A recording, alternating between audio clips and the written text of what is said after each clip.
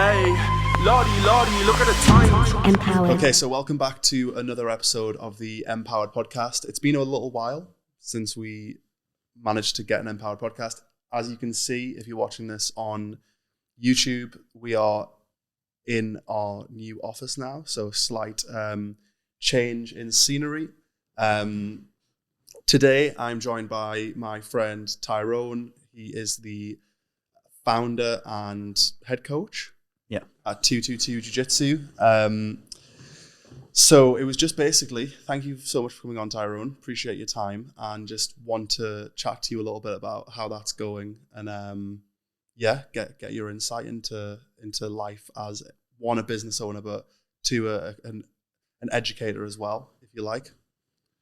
So how long have you been running 222 for?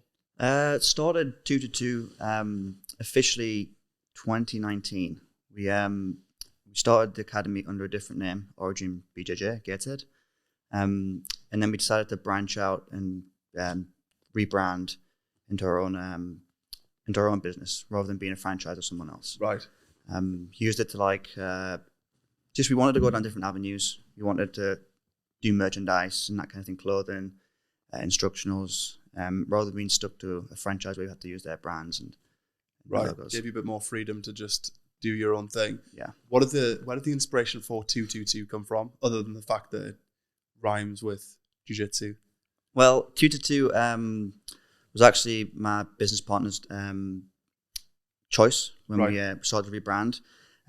They were very spiritual and into like angel numbers and that kind of thing. Right, and at the time of the business when we started, financially everything was a bit difficult, and we kept on seeing the number 222, and it actually represents like whatever you're doing, keep doing it. You're on the right path. Like keep the faith in what you're doing, and then it replicated our situation, and we were actually like, well, why don't we use that name and move forward from there?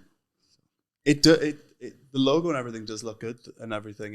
It kind of ties in nicely with the space that you've got down there. And yeah, I'd never asked you why you'd called it 222, but that makes sense. And it's all obviously it sounds like jiu-jitsu.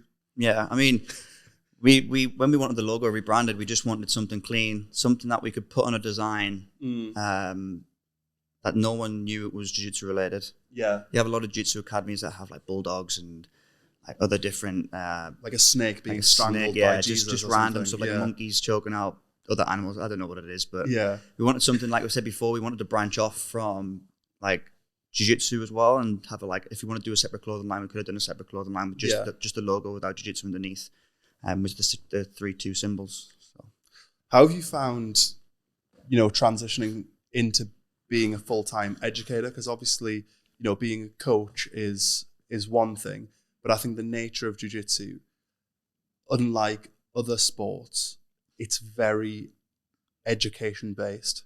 It's a sport based on how much you know, which isn't always the case with sports. Quite often it's physical attributes come into play a lot more, and it's your ability. Whereas jiu-jitsu is something that's you get better as you get older because you know more. So therefore, being a coach, I assume, takes on more of a role of an educator because you're just having to kind of constantly pass knowledge on.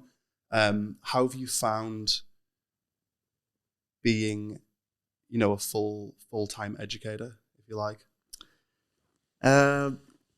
Obviously, I think with everything, it has its ups and downs. Like there's times where, like, just being able to teach something to someone and see the development in their progress is massive, but also seeing them enjoy themselves at the same time. Mm-hmm. I think a lot of times as an educator, for example, you could go to schools and like you're educating kids these topics, they're not necessarily enjoying it, and they work up and then they get in trouble and that kind of thing. Whereas to have something I can teach to someone, especially kids, or even adults, that they're enjoying without like not what's the word? Like not misbehaving, but like they would in school, but just focusing on the enjoyment aspect, but also learning. Like they forget they're learning, especially the kids. Well, they're doing something they're genuinely interested in. Yeah. They're getting an opportunity to kind of move their body, which isn't always the case. Usually when you're learning as a child, you're in a classroom environment, or, typical education is in a classroom environment. Obviously, children are learning wherever they are. Yeah. They're learning new habits. They're learning, about nature, about being outside, about their own body. So when we do education with them, we bring them all into a classroom, we make them sit down. Yeah. It's kind of not the most natural way of learning for a child. So I think combining them learning, problem solving with actually moving their body and having fun is probably the ideal situation for children to learn. Oh yeah, 100%. Like not even like the physical aspect as well. Like I try to teach like some academic stuff within the classes, like simple things of like how to count up your points, like especially for 4 to 7 year olds. Some of them are still learning to count numbers. So like, how many points do you get for this position? Oh, we get 4. Okay, what if I take someone down before I get to that position? Oh, we get 2 more. So how many is that? 6. So I'm like, we're constantly trying to make them think all the time, as well as physically move. But yeah, like as an educator, it's fascinating because people think I'm a black belt. Because I'm a black belt, people think you know everything. But I'm always still learning myself. Yeah. Like there's a very famous quote. I can't remember who said it, but they said, once you get your black belt, you may as well be a white belt again because you're starting all over again. Right. So like, so like there's so much more to learn. Like I'm learning every day, just not only from other black belts, but from my own students. Like I have blue belts and purple belts that could move a different way to me. And I'm like, oh, actually that works really well. Or I watched an instruction the other day with Mikey Musumeki on like a certain position, collar and sleeve, and just a simple adjustment of his hips completely took their body out of alignment, which then when they went to recorrect their alignment, like it knocked off their balance. And it's something I just never thought of doing within that one position. I feel like it's definitely a sport where you can benefit from training with people who aren't as advanced as you. Yeah. Whereas in most sports, you can only really benefit from training with people who are more advanced than you. They kind of pull you up to their level quite often. And, people know this, that they do team sports. If they go and play a lower level, they end up just lowering themselves to that level. And, it can become quite frustrating. Whereas I feel it's an interesting sport in that you could go and train with someone who's way less advanced than you, and you could practice things that you're not as good at in that environment. Yeah. No, definitely. Like I learned so much from my blue belts and stuff all the time. Like I got an example from like a few months back. I had some guy come to me like, why am I paying X amount of money for membership to learn off a blue belt? And I just found it like so like fascinating because the color of the belt does not like matter in terms of your knowledge of the sport. What he doesn't see is this guy's actually training 3 times a day with me, with other people, drill and technique. So his knowledge is like massive in comparison to his belt color. Mm-hmm. So like, how do you move up a belt then? If that's what do you need to show to be able to move up a belt? So it's not like your traditional martial arts like a karate and taekwondo where you have to do set moves and stuff like that. It's all down to your coach's or instructor's decision, basically. Also, there is certain timescales for belts. Like you have to have a minimum certain amount of years. Do you have to do that though? Do you have to have the minimum? Because I've heard of people coming from different martial arts background and becoming a blue belt in kind of 6 months. Yes. Or is that frowned upon? So there is like a minimum time cap as such. Obviously, when I was coming through the belts, I managed to go from blue to purple within a year. Right. And then, but now there's time caps. So like there was a competitor who just been promoted to brown belt recently, but couldn't compete at the Worlds because he hadn't been a brown belt long enough or a purple belt long enough to get his brown belt. I guess that's, so is it kind of roughly 2 years, isn't it? People say it's kind of 2 years between the belts. Yeah.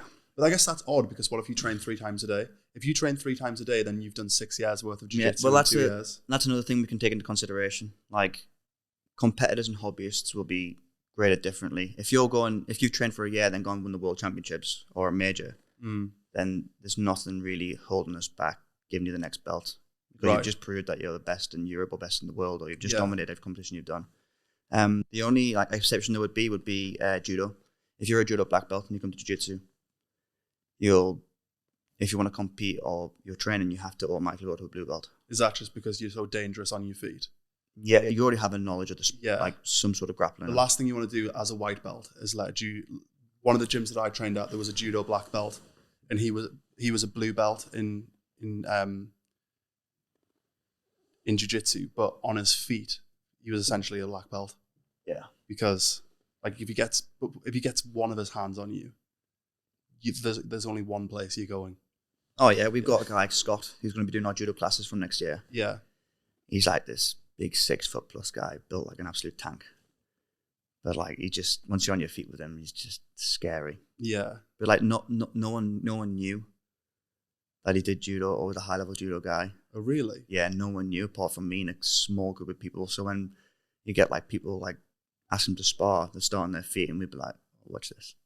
Oh really? You just sit there and just like, you're just waiting for it. It doesn't have to be anything like big throws. Like you just hear that. You hit him with like a nice fancy foot sweep, or like he hit you with a big judo throw. Yeah. There's a few times I've got it on the CCTV camera and pulled it. It's just.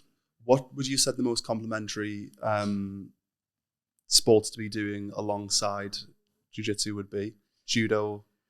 I think it depends on if you want to take more of the gi route or the no gi route. Obviously, no gi, you would have more wrestling. Right. Wrestling, 100%.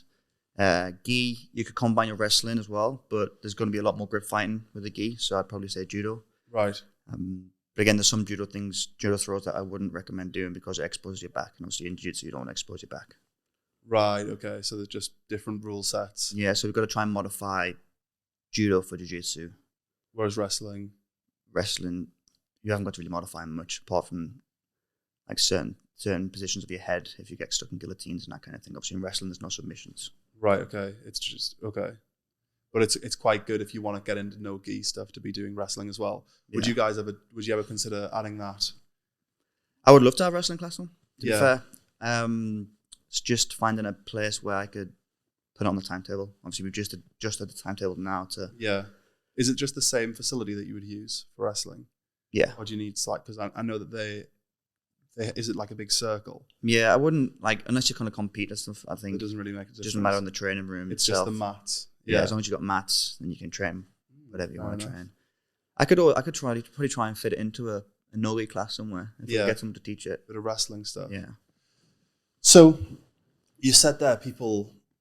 See, I find it fascinating that people wouldn't want to learn from someone who's the level above. I find that, most success that people will have is finding somebody who's the level above them, just the level above, and then learning everything that they know and getting up to their level, and then finding someone who's slightly further ahead. Because, you can be a white belt learning from a black belt, and I imagine this is something that you have to consciously adjust for, is that there'll be steps which are now you don't have to think about. Yeah. There'll be steps within what you do that you don't have to think about. Whereas when you have a white belt, there's probably 3 or 4 movements in between when you go from one movement to another. They would have to do step by step, almost paint by numbers, because they just don't have those movement patterns down. Whereas if you're a white belt, that's kind of still fresh in your mind. Like, you don't want to, basically, you probably wouldn't want Lewis Hammond to be your driving instructor. No. Lewis Hamilton, sorry. Lewis Hamilton. Yeah. You wouldn't want Lewis Hamilton to be your driving instructor because he's probably going to be too advanced. Like, he's not going to be thinking about, check your mirror. Do you know what I mean? The things that you need to pass your driving, the things you need to get from a white belt to a blue belt aren't necessarily the things that a black belt needs to be considering and thinking about. Oh, yeah. 100%. So is that something you have to consciously adjust for when you're training people? Be like, right, okay, how will you understand this? Well, I think that's one of the major things that I've found hard to overcome was how to be so good at not only so good at something, but like how to be at such a high level of the sport. Mm-hmm.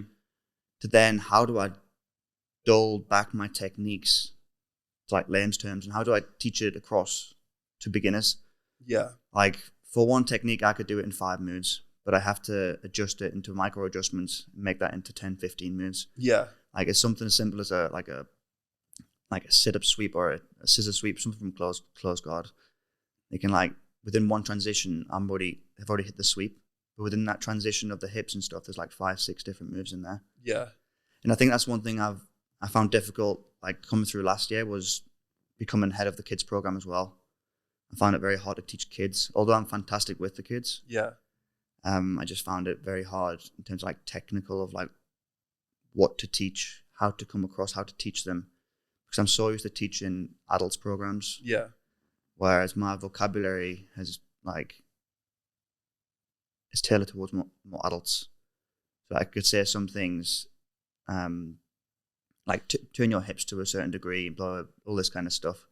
But that's just because of my natural teaching. Like I've picked it up over time. Yes. But to then try and teach kids that, I find it very difficult. But then to find words that they'll understand. Yeah. Or like, with kids, if you think how hard it is to go from teaching high-level competitors to teaching white belts, then take that down a few more steps to teach kids. Yeah. Whilst also still trying to make it fun. And I think that's testament to why it's good to have different levels of ability help with the teaching, because then you can give, you're not having to scale down that far. Yeah. A purple belt teaching a blue belt how to get to purple belt is very fresh in their mind. Obviously, with us being so, one of the main reasons that we'll train up a lot of our own tutors to deliver the personal training courses at FitProX is because we use alumni, because they're people who've already been through our program, so they know our teachings and it's fresh in their mind. So if they've come from some sort of teaching background and they've done their personal training course with us, then we'll quite often get them to be a tutor on our course because it's fresh in their mind. Whereas if you've been in the industry for 10 years, you might have picked up bad habits and you might, like reducing the level of detail to where somebody who's newer to the industry will be able to implement it and understand can be quite difficult, and it can be quite frustrating as well, I can imagine. Yeah. I mean, I can imagine it must be frustrating for you from time to time when people aren't like getting it. I mean, I feel your secondhand frustration because obviously it's difficult because you're just saying just do this, and then it's, before I was a personal trainer, I didn't realize how little kind of control over people's bodies they had. Yeah. You would just even ask them to do something like quite easy for a warm up, and they would just be doing something like wildly different. And that's kind of like how I feel when I'm doing jiu-jitsu. Like I'll watch you do something and then I'll do something wildly different. Yeah. Well, that's like I found it myself. It's like I'll teach something and then I'll teach it like 3-4 times, go over it, ask questions. I'm like, you want to see it again? Everyone's like, no, I've got it. Perfect. I say, right, 1, 2, 3, clap, we go train. Yeah. And I look around the room and everyone's doing something completely different to each other. I'm like, why is it so difficult for them to understand a basic move? And then I sit there and I'm like, maybe it's not basic for them. It's basic for me. Yeah. So then within that like 2-3 minutes, I'm sitting there thinking, okay, now how can I break this down even more? Yeah. To teach them. And once you start developing that in your like that quick thinking in your mind, like I do it now while I'm teaching the class. Like I'll for the first move, I'll do the move and then I'll talk through it and then I'll be like, okay, maybe they didn't pick up all the points there. Maybe I need to break it down more. Yeah. So then I'll do it on the spot without anyone even noticing. But going back to the teaching, having other people coming into your gym or your personal training thing, that's why I don't like bringing anyone else outside to teach in the academy. Right. Because they bring different, like not teaching, like everyone has their own different teaching style, but if you're learning from, like for example, if your personal trainers have learned from you guys, they're gonna be able to carry that same sort of methodology into their teaching. That's what I like to keep it within house. So I get to the guys that I want to teach to a certain level, and they have the same like approach to teaching that I do.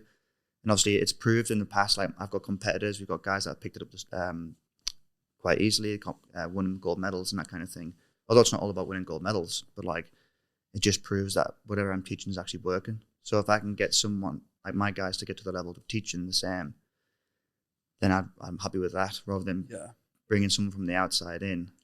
It's not to say that other people's wouldn't work, but if it's driving in a slightly different direction, then that's where the problems occur. Yeah. And it's just different people have different preconceived ideas about how things should be done, and you kind of see it everywhere. I definitely think that kind of building your own homegrown trainers is one of the best things you can do. And a big part of the reason that we've been doing the personal training courses the way we do them, so we use kind of a mentor method where someone at a gym will mentor their own students. And quite often they're building them for their own academy to be working out of their gym. So rather than bringing in personal trainers, they'll train their own people. And then if they've like lost weight with them, doing their method, all of that sort of thing, it just makes it very easy to transition in because they're already an advocate of the brand. Like your guys, they train there, they enjoy it, they know what the ethos of the gym is, so they can just quite easily pass that on. You know, there doesn't have to be any conversations about, oh, this is how we treat people, or, you know, because I think with any sort of martial art, there are very differing, and you've probably experienced this, like levels of seriousness. Yeah. You know, like some people are there as part of like a wider fighting background, you know, that they're maybe using it as one part of their, and I don't think you've got anybody at 222, which I think makes it a lot more of a relaxed environment. Yeah. Do you have anybody who does MMA there? We've only got one guy. Yeah. Cameron, yeah. Whereas I think if you've got like a lot of guys who are like training for fights, yeah, it does make a difference though, doesn't it? Yeah, it just brings a different kind of energy to the room. Yeah. I mean, majority of our guys at 222 are hobbyists. Yeah. So like, if you've got guys coming in just trying to roughhouse everyone, at the end of the day, you're going to lose your hobbyists that want to work 9 till 5, come in for a bit of a sweat, go home, don't want to go to work the next day with a bruise, you know what I mean? Where you got to look after obviously you got to look after all your students, but you need to look after like, because not many gyms have loads of competitors, like especially ours. We've got a small handful of competitors, but in the grand scheme of things, like it's your hobbyists that are going to pay the bills for the rent and the gym. So the last thing I want to do is have someone come into the gym with a bad energy or a different kind of energy to then they roughhouse the hobbyists. We've got some hobbyists that are like 50 plus. Yeah. Like just coming for their enjoyment and a bit of a laugh, a bit of social. Yeah. I don't want them to get roughhoused and then be like, oh, it's not for me anymore. Well, because I've had one bad experience. Yeah.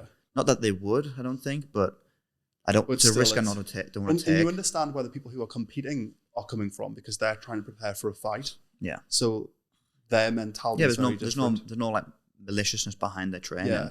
It's just their mindset in the current state. Yeah, they're trying to prepare to, because there is going to be a guy or girl in however many weeks who is trying to hurt them. Yeah. So they're trying to replicate that as much as possible. I guess that's why I liked the idea of doing jiu-jitsu when I wanted to try a different sport, because I feel like it's the sort of sport that you can spar at 100% and then just stop.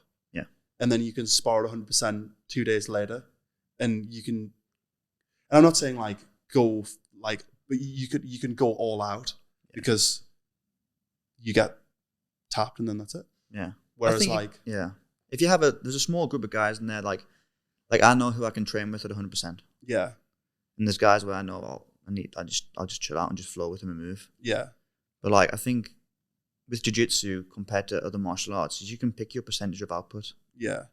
Like if I want to go 20, 30% and floor roll and move around, then I will. But if you want to up it like competition style, we go 90 to 100. Like yeah. But with like boxing or something, you can never go 100%. You can't spar like 100%. Not every day. No. Not even in normal sessions. Yeah. Especially without head guards anyway. And then you know you're just risking, like if you get stopped, like you can get tapped 20 times in a session. Yeah. And you'll be fine. Yeah. You can't get dropped 20 times. Yeah. In sparring. Well, that's exactly it. Like when it comes to jiu-jitsu and you're sparring, like it's down to yourself to tap when you're in a submission. Yeah. Otherwise, you're going to have a limb maybe popped or you're going to go to sleep. Yeah. In boxing or any sort of striking martial art, it's not up to your responsibility how hard you're going to get hit. Yeah. If they put you to sleep, then if we're sparring normally, I can't say him no. Like let's stop now. Like yeah. If he's sparring with me, I can't tell him no, mate. Don't punch me that hard. Yeah. Please don't punch me hard. Yeah. Whereas in jiu-jitsu, I'm like, okay, that hurts, tap, done. Yeah.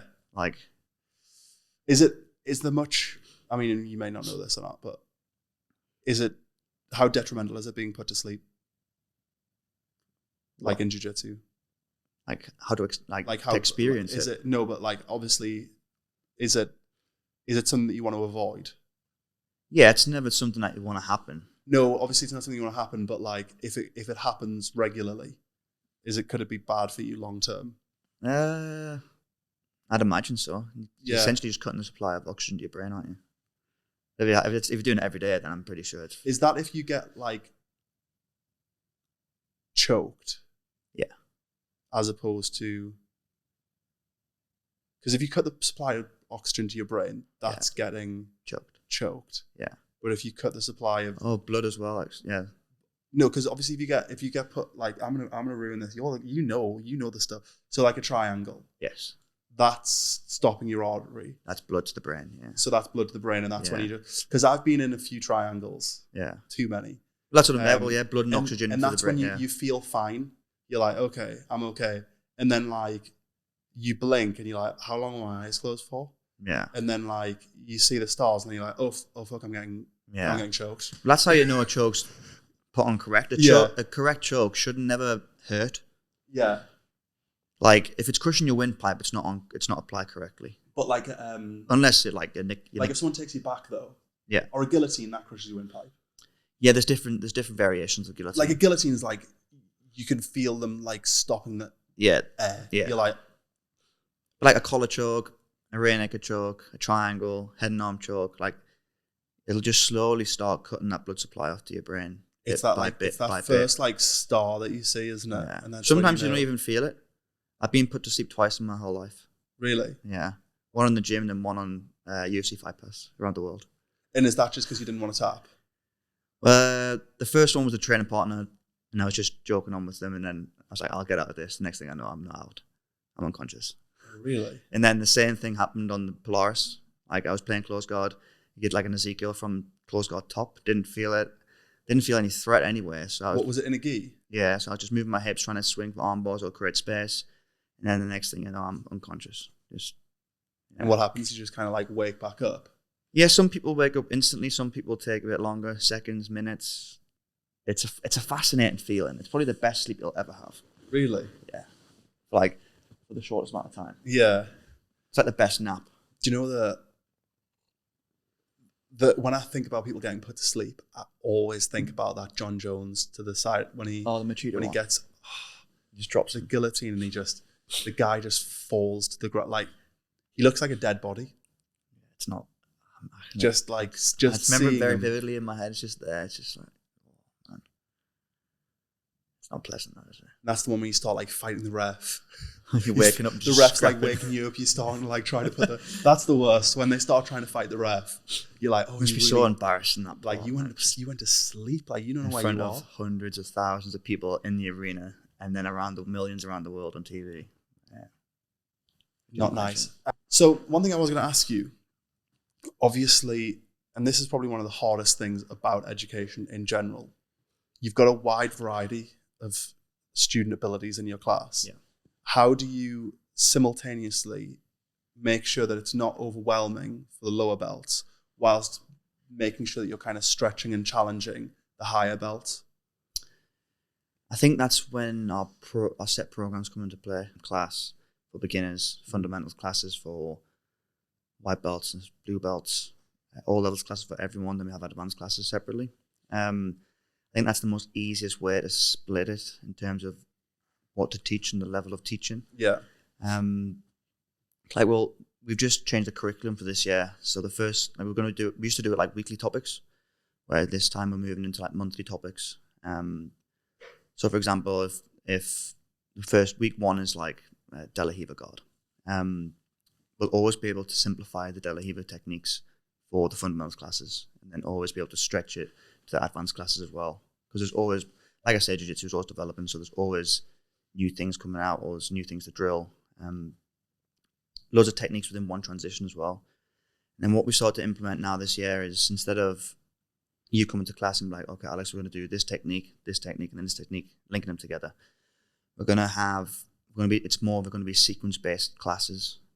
As long as that sequence covers De La Riva in some way, whether it's playing it or passing it, and that's all it's going to be focused on.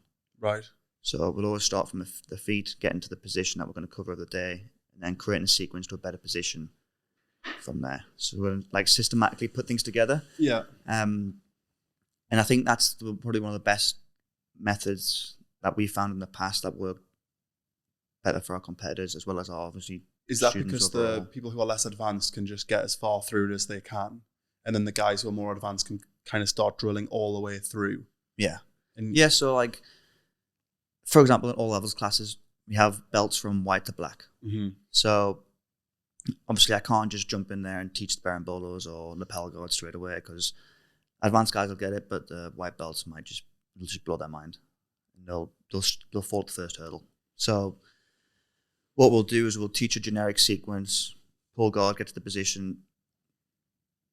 As long as we're briefly touching the subject within that class, we'll just drill a sequence. And then for the advanced guys, I'll come over to them and be like, look, if this happens, there's this option here as well. So I'll go around the individual advanced guys and give them different options. Right, or okay. if I look around the class and everyone seems to be doing all right, I can bring the class back in, teach them something else. And then I'll always like clarify, like if you feel like this is a bit too much for you, just keep drilling what we've just practiced. Yeah. Now when you're ready to drill the next top, just let me know and I'll obviously come and give you pointers. Because that is the key. That is probably as educators, that is probably the biggest challenge that, and that's simultaneously across, primary schools, secondary schools, teachers, they struggle to make it challenging enough for the people who are advanced whilst not leaving anybody behind.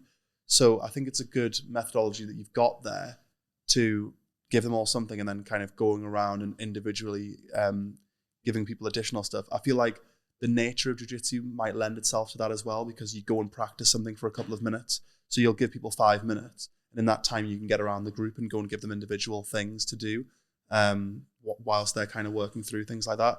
I think that's what I've found, is that I would prefer to just keep drilling that first thing. Like, I know it's not very exciting for a lot of people, but I would drill the same thing for an hour if I was feeling myself get better at it. And I think that's the approach we're going with now in 2024. Like 2023 was a bit of a learning curve. Obviously separate from the business partner, so I was solely responsible for all programs. So I was trying to see what worked best, what didn't work, how we can improve. I was always in communication with other coaches. What can we do better for the academy programs, and that kind of thing. So the biggest thing that came out of the discussions were we need to have monthly topics, just so people can constantly drill that one topic for the month, whether it's bottom position, top position, it's still going to cover that one position.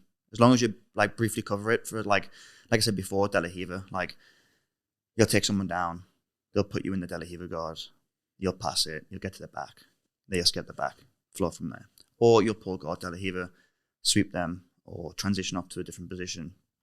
But you're always going to be somewhere or another getting put into that De La Riva position. Mm-hmm. So we can build a systematic approach around that position. So regardless if you guard pull on me into the De La Riva, or if I take you down and get put in De La Riva, I'm going to have options on how to pass your De La Riva. And then I'll also have options on how to play the De La Riva into either sweeping you or submitting you or transition to the back. So when it comes to your classes now, rather than going, all right, we'll teach this one technique and you guys will go off, because I found that I teach a technique and there'll be guys drilling it because they're finding it difficult, so they keep drilling it. Then the advanced guys will just start chatting because they're bored. Yeah. Whereas if I can give a basic sequence but then have options from different sections, then there's always options to constantly drill through the class. Yeah. Rather than someone be sat there bored chatting away. Yeah. Because at the end of the day, they're paying money to learn and train. So what about you then? Obviously, you told us earlier that you become a white belt again, in terms of when you become a black belt, you probably realize how much there is that you don't know still. Yeah. Which I feel like is transition in every professional's life, they get to a stage where they're at a state of conscious incompetence, where then they now know what it is that they don't know. Whereas when you're a beginner, like white belts don't know what they don't know. Yeah. Half of the time, they don't really know what they do know. As you transition through and you get to black belt, is that when you realize, right, there's an option off of every single thing that I've mastered now. There's 10 options off the back of each of them. Where do you go to for your education to try and further your own knowledge? So a lot of self development. Like I'll watch instructionals during my downtime. If I'm not doing business outside of the academy or teaching class, I'll try and watch instructionals. I'll try and get some drill time in with the guys during the day. I now get to train in some of the classes, some of the Nogi classes now, so I'm not teaching all the classes, so I get to train myself. But in terms of like the belt system and stuff, the way it's taught is your white belt, you're taught your fundamental positions. Then your blue belt's all about your defensiveness. Like you're always going to be defending because you're going to get beat up by the bigger belts. Purple belt, you're developing your attacking game. And then brown belt, you start chucking away the things that you don't use. Then black belt is just about refining your game. So when you're on about like what you don't, how much stuff you don't know, it's not that I don't know the stuff. Obviously, there's lots of stuff I don't know. But it's more the fact that I've tailored my jiu-jitsu to a specific style in game. Right. Which is why I said before, like I always learn so much more from other belts, whether they're lower than me or not. And that's due to the fact that everyone has their own jiu-jitsu game. Like someone might be good at half guard, someone might be good at de la riva, someone might be good at specializing in passing, back control. So there's obviously areas in my game that surpass other areas that are way higher.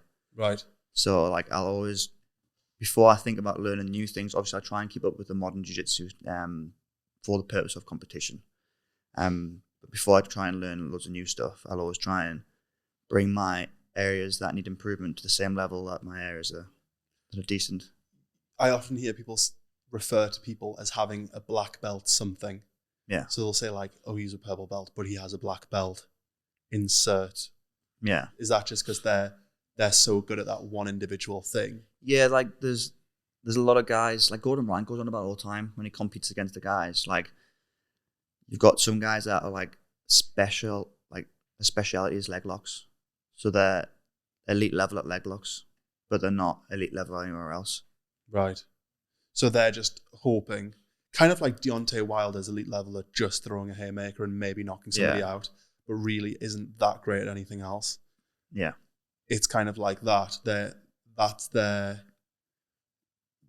They just need to get that one time. They need to get hold of your leg one time, and then you're in danger. Yeah, exactly. So then what Gordon's doing now is having a systematic approach to every position.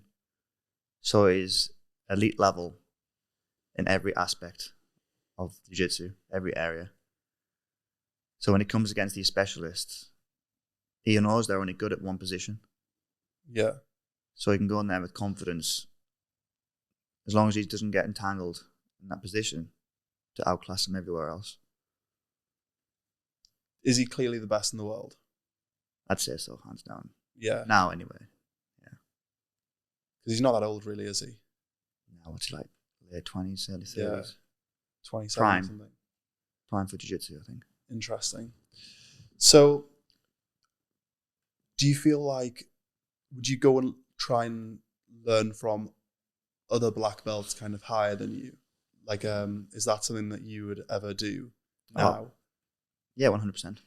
Is there anywhere that you can go and get your educate? Is there anywhere you can go and, is there anything set up for people who've got like their own kind of gym or who are at a high level to go and learn something from someone who's a real specialist in that area? Say, for example, it was leg locks that you weren't. Like, say, for example, it was never something that you'd like spend that much time working on.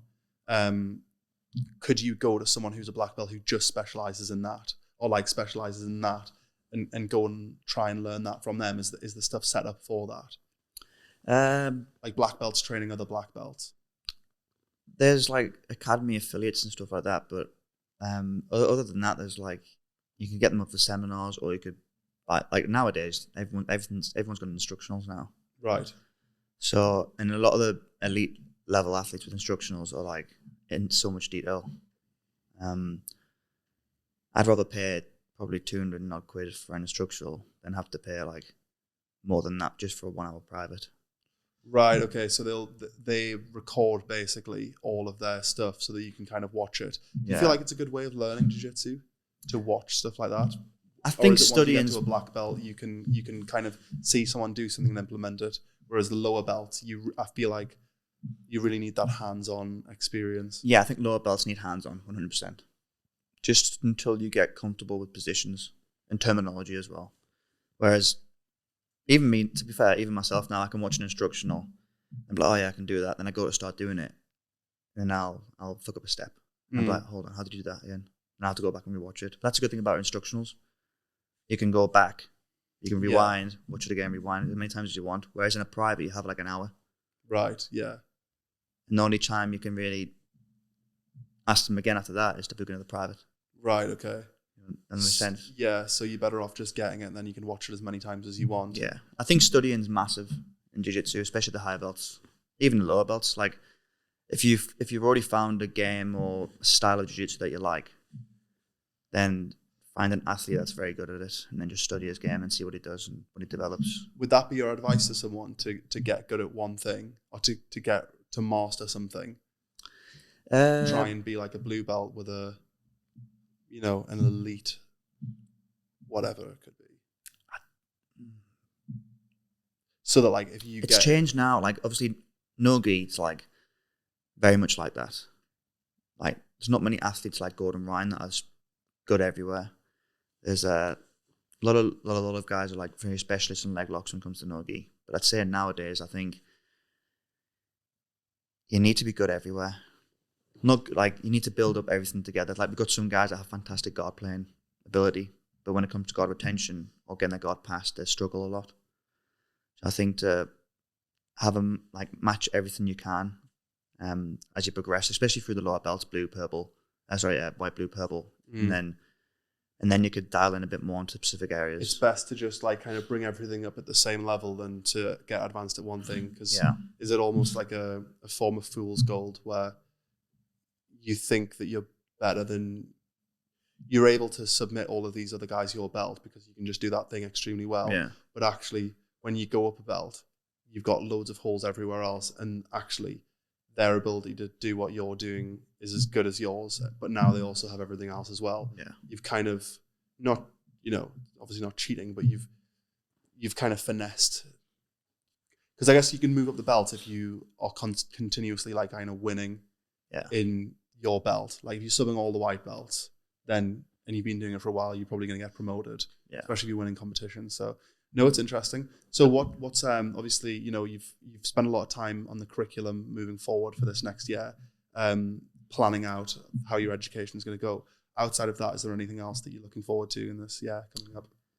2024, I'm probably going to compete again this year. Right. I took a year out just for like mental things I had going on, family troubles, and like depression and that sort of stuff. So took a year out completely. Weight cutting as well. I completely abolished weight cutting from my life. That was turbulent last year, so I didn't agree with me mentally anymore. So I'll probably compete at a healthier weight this time, not worry about diet and cutting weight. Yeah. I think I just compete just for enjoyment anymore. I'm not out to prove I'm the best. I kind of know that I'm not probably going to win the world championships now, although I still got my prime to come. Like I'd rather focus my energy and time into the business, into my students who want to become world champions and European champions right now. Like I said, been in this game like 25 years now. That's crazy. So it's like, it come to a point like before last January, I was like, every time I competed, I was like, I need to win. And then a lot of stuff happened, and I was like, you know what it is? I'm just going to go in there and see what happens. And once I started to go in there with that mindset of just going in there, having fun, just flow, just be at one there. Don't be like rigid. Don't just flow with the motion, I guess. Probably makes you better. Oh, 100%. And that's the best I performed from October to January. Never performed better in my life. Well, just because I had no pressure on myself. Yeah. I just thought, look, I'll go out there, enjoy myself. Whatever happens, happens. I don't care. I'm not doing it for anyone else. But other than jiu-jitsu goals, I wouldn't mind doing some sort of CrossFit competition eventually. Are you enjoying getting into the other types of training? Yeah, man. Like, I used to have a strength and conditioning coach, Quinn, but he's just moved back to Tenerife. Right. So, like, but that was specific to jiu-jitsu. Okay. It was only like one-to-one training in the basement gym. Whereas now it's a CrossFit classes, you're with other people, it's a bit more of a competitive environment, different style of training. You're not just lifting weights specifically for a sport, you're just lifting weights, you're doing cardio in the same workout, you're doing all this. So like essentially I'm a beginner at something again. And it's, at first I was like, I fucking hate being shit at something. Yeah. Well, that's why I like doing jiu-jitsu. Yeah. Because you're just a just complete novice again. Like, yeah, I'll go to the gym and there'll be women like 35, 40 plus in the same class. And toasting you. Absolutely spanking my ass. Yeah, it's just annihilating like, you. Wow, I've just been beat by an older lady. Imagine how much of a shift I had mentally when I started doing jiu-jitsu. Yeah. When it changed the way I looked at every single person that I came into contact with. Because I was like, you're not actively thinking to yourself. Yeah. Like, but you used to think to yourself, in a physical altercation, you just think, well, I could probably destroy that guy. Yeah. And now, if that thought ever comes into my mind, I'm like, I don't know.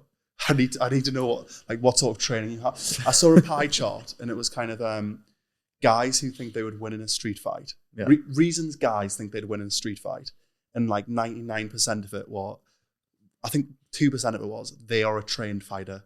That was 2% of the reasons why guys think that they'd win in a street fight. Yeah. And then the other kind of 98% of it was, you don't know my mentality, man. When I see red, I'm just like, I just start swinging and bodies start hitting the ground. Like, that's not the case. Yeah. Like, I seen one this morning. I was just outside the car waiting for you to come in. It was who people act like they're scared of. And it's this meathead steroid bloke. Yeah. And like, he's the scariest man. Then underneath is a picture of Mikey Musumeci, the smallest, but one of the best jiu-jitsu guys in the world. Geeky looking, nerdy guy. Yeah. And it says like, this is the person you should actually be scared of. Is it when is he sat like cross-legged? Yeah, it's just a little dog. I think the other guy, is it the other guy, not Tyrone Jepson-Elliott, the world's strongest man? It might be something like that. I think I've seen that exact same meme, and it was like, who you should be scared of. Yeah. No, it's absolutely true. It's fascinating, man. It is crazy because you just think, like, in a physical, you just think like somebody who weighs like 40 kilos less than you shouldn't be able to beat you in a physical, but they just can. And it just changes your mindset. And I think it's a really interesting thing. It tests you mentally and physically. And I think that's probably what drew me to it. I would advise anybody, if they fancy doing any sort of anything that's a bit different, which doesn't feel like fitness. CrossFit, I did CrossFit for a while, but it really felt like fitness to me. Oh yeah. I've played sports and they never felt like fitness. But they weren't that hard. Like, yeah, sometimes playing basketball, you blown out your ass. It's difficult. Like, it's never that hard. I'm never finishing a basketball game and my lungs are burning. Yeah. Because it's just not really like that. Once you get to a certain level of fitness, you can play it. And, you might get subbed out or something if you look gassed, but it's not the end of the world. Whereas with jiu-jitsu, it's like, you feel like you could die. Like, you're so tired, you feel like you could die. But it's also enjoyable. Yeah. So you're getting this like real level of fitness, which it's not like other levels. It's not like other sports because your adrenaline's going as well. Yeah. You're kind of in this one-to-one combat sport, but you're also having to use your brain. It's difficult, and you're just desperately trying to make sure that you kind of come out on top. the only thing I'd say differently about when you said, and this is from someone who's kind of experiencing being a white belt. Obviously, it's been a while since you were there. You were saying white belt's about the fundamentals. I believe being a white belt is about learning how to survive. Well, yeah. I feel like it's about learning how to survive. If you can survive, like with a blue belt or a purple belt for the 3-minute round or the 5-minute round, then you've done okay. It's learning not to get tapped, isn't it? Yeah, pretty much. In just surviving in there. Like, that's my mentor. I go in, I'm like, if I can just not get tapped here, that would be great.